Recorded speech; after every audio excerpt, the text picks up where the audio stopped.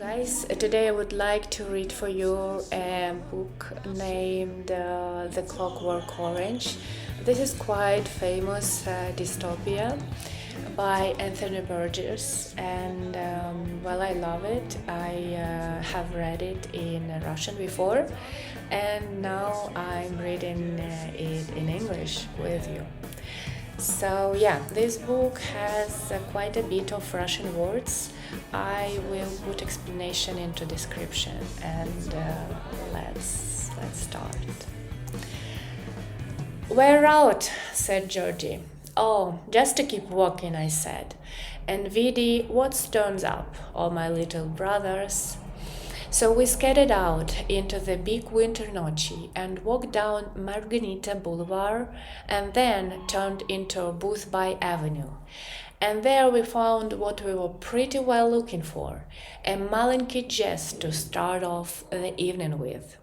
There was a doddery, starry schoolmaster-type veck, glasses on, and his throat open to the cold nochy air. He had books under his arm and a crappy umbrella, and was coming round the corner from the public biblio, which not many lewdies used those days. You never really saw many of the older bourgeois type out after nightfall those days. What with the shortage of police, and we find young malchicks wigs about. And this prof-type cheloveck was only one walking in the whole of the street. So we gullied up to him, very polite, and I said, "Pardon me, brother." He looked a malenky bit poogly when he viddied the four of us like that, coming up so quiet and polite and smiling, but he said, "Yes, what is it?" in a very loud teacher-type goloss, as if he was trying to show us he wasn't poogly. I said, "I see you have books under your arm, brother.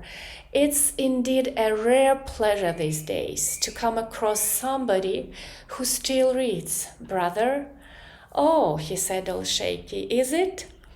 Oh, I see."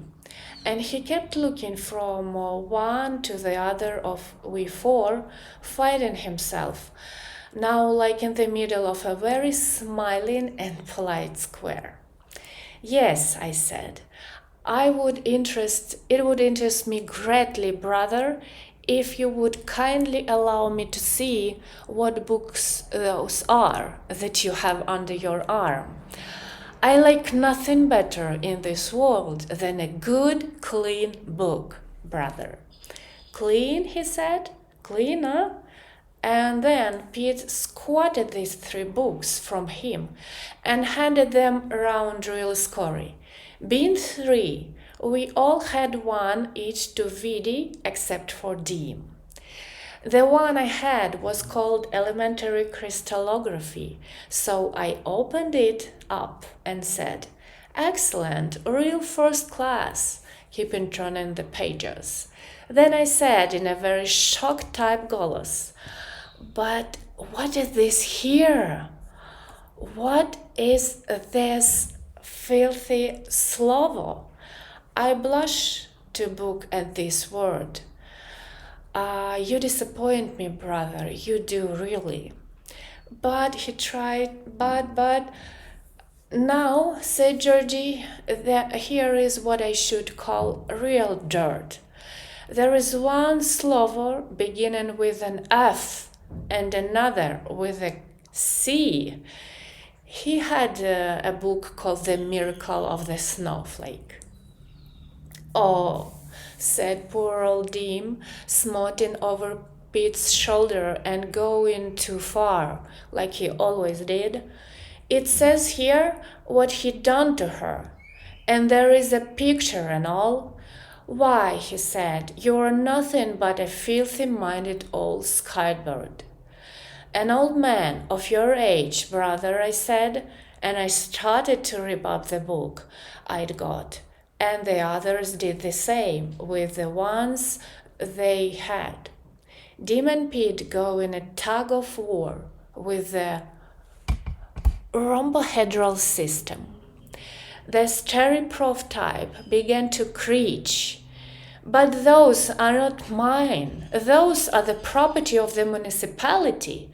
This is sheer wantonness and vandal work, or some such slovos. And he tried to sort of wrest his books back of us, which was like pathetic. You deserve to be taught a lesson, brother, I said. That you do.